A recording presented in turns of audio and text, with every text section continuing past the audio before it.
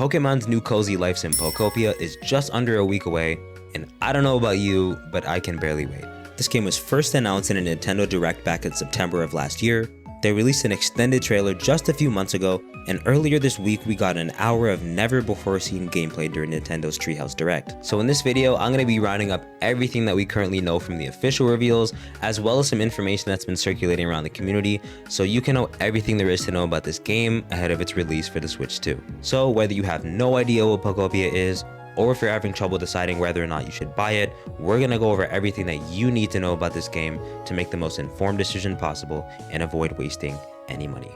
Let's do it. Now at this point you might be asking, what even is Pokopia? Think of it as a game that's somewhere between Animal Crossing, Minecraft, and Mystery Dungeon. It's designed to be a cozy life sim that takes place in a sort of post-apocalyptic Kanto region, and without getting deep into the lore, the main character, a Ditto, wakes up in a cave after what seems like many years and discovers that all the humans are gone. You play as the Ditto who transformed into a human, and it's your job to befriend the remaining Pokemon and rebuild your world to make it habitable again. Pokopia will have a single player mode similar to Animal Crossing, but it'll also have a multiplayer sandbox mode that's kinda like Minecraft. More on that later. The main gameplay loop will be centered around making friends with Pokemon to learn moves from them and use those moves to modify the world around you, and create habitats to bring in more Pokemon. I'll go more in depth about habitats in their own dedicated section, but you can't make habitats without moves. So let's talk about learning moves by befriending Pokemon. Making friends with other Pokemon around you is probably the most important part of progressing in Pokopia. By making friends with another Pokemon, you'll be able to learn moves from them, make use of their abilities to complete tasks, and they can even bring you items and send you on side quests. Using learnable moves will cost power points that can be restored by eating, and they'll allow you to do things like terraform, till land, grow food, swim, fly, and even more. And to repay your Pokemon friends for all their hard work, you can give them a place to live and customize their space to make it more to their liking, which increases their comfort level. Each Pokemon you meet also come with their own abilities called specialties that allow them to complete specific tasks or gain access to certain things. For example, Timbur's build ability makes it one of the only Pokemon in the game that can help you construct buildings. There are also special variants called peculiar Pokemon that we're able to see in past trailers, but we don't really know much about them currently. So far we've seen Mosslax, this moss-covered Snorlax, Smearguru, this Smeargle that kinda looks like a French painter, Pikachu, this ghostly looking Pikachu, and Professor Tangrowth, who serves as sort of a guide, kinda like Tom Nook from Animal Crossing. Like I said before, we still don't know a whole lot about these unique looking Pokemon, but I'm positive they're going to be crucial to the story. Overall, using the moves that you learn and other Pokemon specialties to restore your world is a core part of Pokopia's gameplay. But you can't make new Pokemon friends if they have nowhere to live, so it's time to talk about habitats. Creating habitats is the main way to meet and make friends with new Pokemon in Pokopia. You make new habitats by putting natural or man-made items together in a specific way, and after a certain amount of time, if the right conditions are met, they'll attract new Pokemon. Habitats have their own database similar to the Pokédex, and as you can see, each of them have their own weather, time, and area requirements to attract certain Pokemon. So for example, in this pretty flower bed habitat, there's 6 different Pokemon that can be found, and it'll also tell you the rarity of the Pokemon and what the requirements are to find them. Like this one that shows this specific Pokemon can only be found at nighttime. Habitats are a great way to decorate your world and bring in new Pokemon, but eventually you're gonna have to upgrade and give your Pokemon friends real homes, so it's time to talk about building. Building in Pokopia is made pretty simple by using building kits, but you can also custom make houses block by block just like you can in Minecraft. You'll be able to use the moves learned from other Pokemon to break down and collect natural resources, and even give items to Pokemon to modify them into other items. It also looks like there will be Pokeballs and highlighted spots scattered around the map that could potentially have even more useful items and resources in them. Building kits can be bought at the PC at the Pokemon Center, and once you have the proper materials and the Pokemon with the required specialty abilities, you can start the building process. But there is a catch.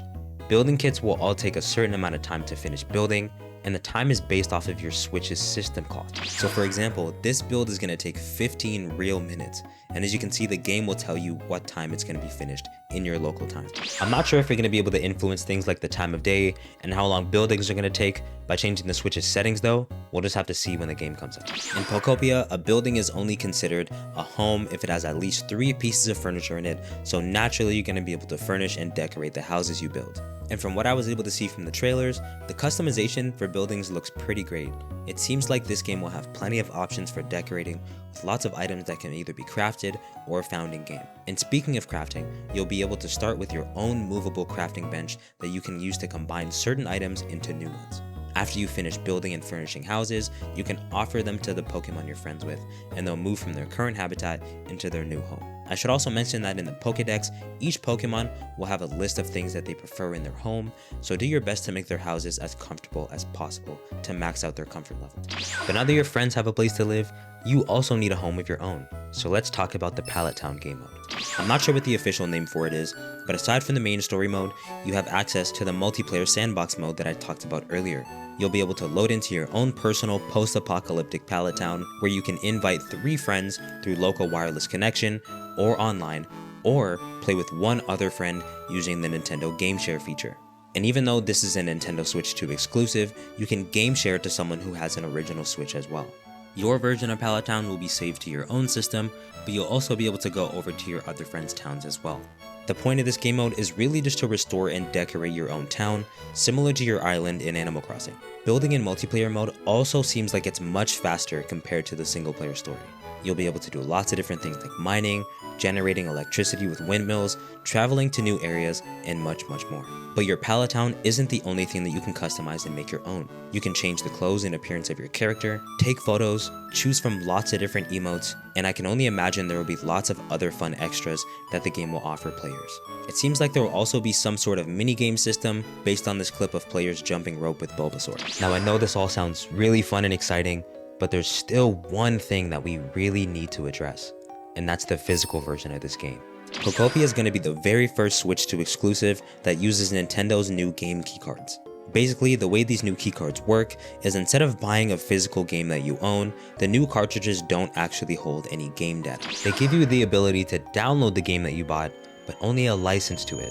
You won't actually own the game. Pokopia is 10 gigabytes total, and you'll be able to play it offline after you download it the first time, but it isn't like the old cartridges for the original Switch that let you own a physical copy of the game forever. That being said, I don't really know if I can recommend buying a physical copy of the game, unless you really want the box or something, but at the end of the day, it's up to you. But that pretty much wraps up everything that you need to know about Pokopia before it comes out next week.